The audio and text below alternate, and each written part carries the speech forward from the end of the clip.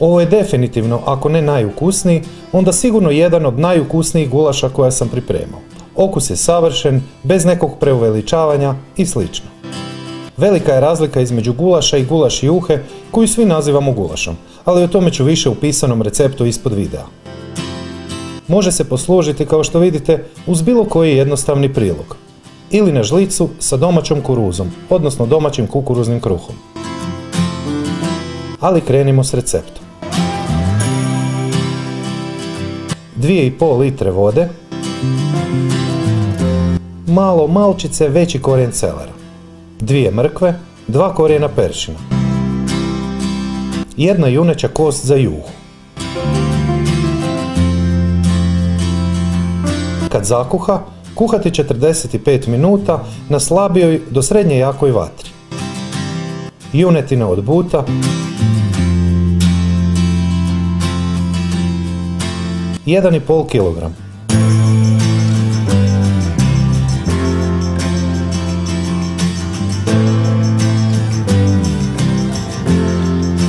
Narezati na komade veličine zalogaja.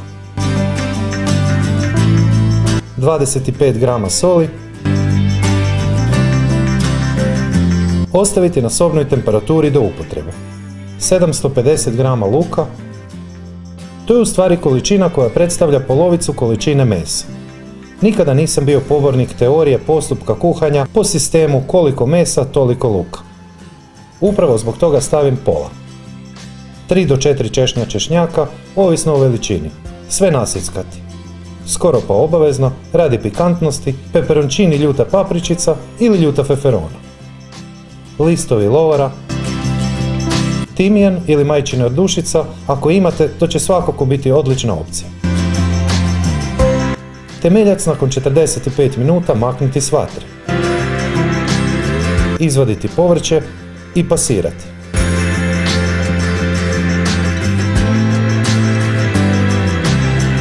Ma koliko možda netko bio protiv toga iz nekog razloga, ja ipak preporučujem da stavite kao i ja 5 velikih žlica pasirane rajčice. Znači iz tetrapaka, ne koncentrata.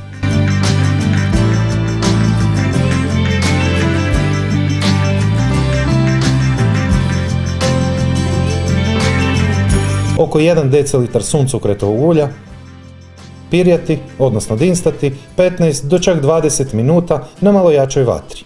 Dobro upržite luk do tamno zlatno žute boje, ali pripazite da ne izgori. Nastaviti 20 minuta dok se ne reduciraju svi sokovi i tekućina koju će pustiti meso. Dodati oko 2,5 do 3 decilitra temeljca. Poklopiti uz povremeno miješanje na nekih 10 do 12 minuta, odnosno dok se tekućina ne reducira u potpunosti. Sada ponavljati isti postupak podlijevanja sa 2,5 do 3 decilitra temeljca svakih 10 do 15 minuta, sve dok se ne potroši sav temeljac. Trebati će nekih sat vremena. Kada ste potrošili sav temeljac, a u loncu ipak ostalo nešto tekućine, znači nemojte nakon zadnjeg podlijevanja reducirati baš do jake gustoće, dodati 10 g slatke mljevene paprike.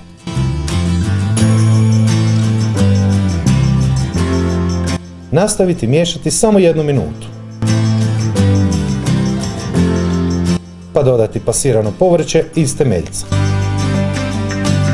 Sada dodati veliku žlicu kiselih kapara ili 2 do 3 sjeckana kisela krastavca.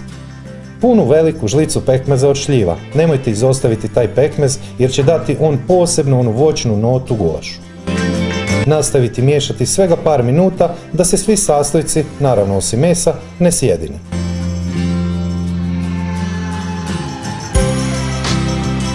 Koristiti pola litre svjetlog piva. Isprva dodati oko 1,5 decilitar. Promiješati i poklopiti na samo 2 minute.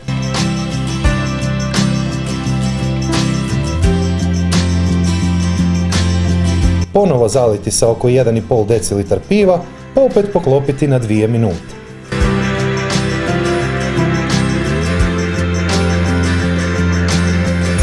Sada zaliti sa preostalih oko 2 decilitra, promiješati i zaklopiti na par minuta kako bi sav alkohol ispario.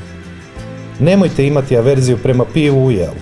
bez obzira da li ste inače konzument iste ili niste. Neće se osjetiti, niti će biti gorčine. Ostati će jedna savršena nota u gulašu, zaista fantastičnog okusa. Ovaj gulaš vrijedi pripremiti i iznenaditi obitelj i prijatelje. Znate da ja to ne bih govorio onak bez veze.